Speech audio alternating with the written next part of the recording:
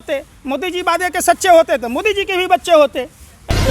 इतना बड़ा पनौती प्रधानमंत्री जो अपने ही मुल्क को बर्बाद करने पर तुला है। गुफा छोड़ते रहते, सब गुफा छोड़िए, देश में काम की बात कीजिए, अपने मन की बात। क्यों डिसलाइक पर बैन लगा दिया? हिम्मत थी तो डिसलाइक चालू रहने देते ना। भी जांच करना चाहिए, दिल्ली में भी ड्रग्स है। जहाँ प्रधानमंत्री रह रहे, गृह मंत्री रह रहे, राष्ट्रपति रह रहे, देश के तमाम संवैधानिक संस्था के लोग रह रहे, नारकोटिक्स डिपार्टमेंट क्या कर रहा है, मोटी मोटी तनख्वाहें ले रहे, तो कौन लोग हैं इस रैकेट में? ये रैकेट का पर्दाफाश होना चाहिए। देखिए, विकास दुबे कांड से एक बात सामने आ गई कि राज खुलने के डर से इन लोगों ने विकास दुबे को बैठाया था टाटा सफारी में। ये एक्सीडेंट होता है महिंद्रा UV 300 में। माने इनके पास ऐसा मशीन लगा हुआ है कि इधर से सफारी डालिए, इधर से UV निकलता है। कैसे गाड़ी सड़क के पैरेलल खड़ी हो गई? कहाँ से विकास दुबे के पास में AK-47 आए?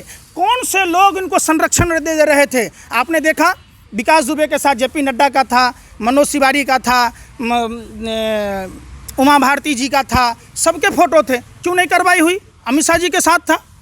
तो यह जिस तरीके से देश में जो लोग सवाल सरकार से पूछते हैं, या तो उनकी हत्या करा देते हैं, नहीं तो NSA में फर्जी मामलों से फंसा के जेल में डाल देते हैं। आपने देखा होगा कैसे संजीव भट्ट के बारे में ये लोग चुप हैं कि क्यों संजीव भट्ट को पुराने केस में सजा दी जा रही है? क्यों डॉक्टर कफिल को फंसाया गया? ये सब तमाम बातें आती है। क्यों नहीं इनको डर लगता है पुलवामा घटना की जांच कराने में? एक बात बताइए, जिस पुलवामा घटना के समय जब हमारे देश के सरहद की रक्षा करने वाले वीर सपूतों को फ्लाइट से आना था, उनको बाई रोड भेजने की ज़रूरत क्या थी? और जब आया तो वो कार किसकी थी? जिस कार में 300 किलो RDX था, उसकी जांच क्यों नहीं हुई? दूसरी बात, वही DSP देवेंद्र सिंह जो पुलवामा में पदस्थापित था दिल्ली चुनाव से पहले, जिसका जिक्र नरेंद्र मोदी जी कहते हैं नोटबंदी से 4-4 पुश्तों की कमर टूट गई। अरे मोदी जी, आपके अहंकारी दंभी अज्ञानी होने के कारण देश की 10-10 पुश्तों की कमर टूट गई। लोग भुखमरी के कगार पर हैं और नोटबंदी से आतंकवादियों के हौसले बुलंद थे। आपने देखा वही DSP देवेंद्र सिंह पर चार्जशीट दाखिल नहीं की गई, उनको जमानत दे दी गई। इसकी जांच क्यों नहीं की गई? क्या ये रिश्ता क्या कहलाता है भाई? किसको गुमराह कर रहे हैं? प्रधानमंत्री जी मोर को दाना खिला रहे हैं, कभी उल्लू को, कभी गधे को, कभी कुत्ते की बात करते हैं। प्रधानमंत्री जी, देश की जनता की बात कब करोगे आप? इतना ध्यान आप जसोदाबेन जी पर दिए होते तो आज पोते पोतियों में खेल रहे होते। मोदी जी वादे के सच्चे होते तो मोदी जी के भी बच्चे होते। इतना बड़ा पनौती प्रधानमंत्री जो अपने ही मुल्क को बर्बाद करने पर तुला है, अहंकारी अज्ञानी है, कोरा गप्पू है। देश ने मान लिया है 70 साल का अपरिपक्व मंद बुद्धि का फेंकू प्रधानमंत्री ही पप्पू है, जिसके कारण देश की आस पूरे विश्व में छेछालेदर हो गया। एक बात बताइए, 23 मार्च तक देश में कोरोना नहीं है। जब राहुल गांधी जी सवाल पूछ रहे थे, फिर मैं चर्चा करूंगा तो आप कह दोगे कि वह कांग्रेस के समर्थक हैं। जो अच्छा है उसको अच्छा कहेगा ना भाई। 12 फरवरी को आप लिट्टी चोखा खा रहे थे, बिहार चुनाव का आगाज कर रहे थे। 23 मार्च तक जब मध्य प्रदेश में व्यापम घोटाला वाले आटा चोर कंस मामा की सरकार नहीं बनी, तब तक आपने देश से कोरोना छुपाया। 22 विधायकों की नीलामी और ट्रंप की गुलामी ने देश का भट्ठा बिठा दिया। आप क्यों छुपाए?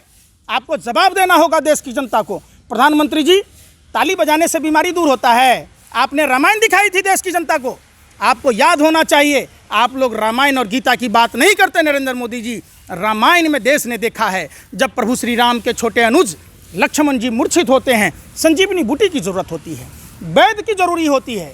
इससे भी तो कम से कम सीख लिए होते, कुछ तो शर्म किए होते प्रधानमंत्री जी। देश में अस्पतालों का निर्माण किए होते, दवाइयों की व्यवस्था करते, अस्पतालों की व्यवस्था करते, तो किस रामायण की बात करते हैं आप? ये लोग एक्चुअली क्या हैं? ये भगवा वस्त्र पहनकर जिस तरीके से कालनेमी राक्षस ने भगवान राम का नाम लेकर हनुमान जी को संजीवनी बूटी लाने का से रोकने का काम किया, नरेंद्र मोदी जी देश के विकास को रोकना चाह रहे। जिस तरीके से रावण ने भगवा वस्त्र पहनकर माँ सीता का अपहरण किया, ये भाजपा RSS के संघी गुंडे, गोरे अंग्रेजों के दलाल और मुखबिर भगवा वस्त्र पहनकर प्रभु श्री राम का नाम लेकर भारत माँ का चीरहरण कर रहे। ये भारत माँ की आंचल में झांक कर देख रहे कि इसमें क्या बचा है। प्रधानमंत्री उस शराबी और जुआरी की तरह हैं जिसको पता है कि हमारा घर बर्बाद हो रहा है, फिर भी वो अपने आदत से बाज नहीं आता है। प्रधानमंत्री जी, आपके झूठ बोलने के कारण देश गर्त में जा रहा है। एक बार सत्य बोल दीजिए प्रधानमंत्री जी, आपको कसम है आपको कसम है प्रभु श्री राम का, आप सत्य बोलना सीखिए। आप सत्य बोलेंगे, देश की स्थिति संभल जाएगी। प्रधानमंत्री जी, आप हर बात में लोगों को एक शगुफा छोड़ते रहते हैं। शगुफा छोड़िए, देश में काम की बात कीजिए, अपने मन की बात। क्यों ये डिसलाइक पर बैन लगा दिया?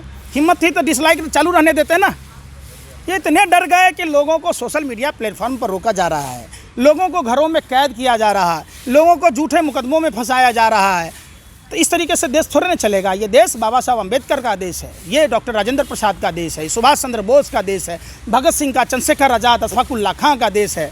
ये देश भाजपा RSS वालों तुम्हारे बाप की बपौती नहीं है, संभल जाओ, नहीं तो देश की जनता अगर जाग गई, जिस तरीके से गोरे अंग्रेजों को 7 समुंदर पार खदेड़ा गया, दलालों मुखबिरों, तुम्हें भी इस देश से भगाया जाएगा, वो दिन दूर नहीं।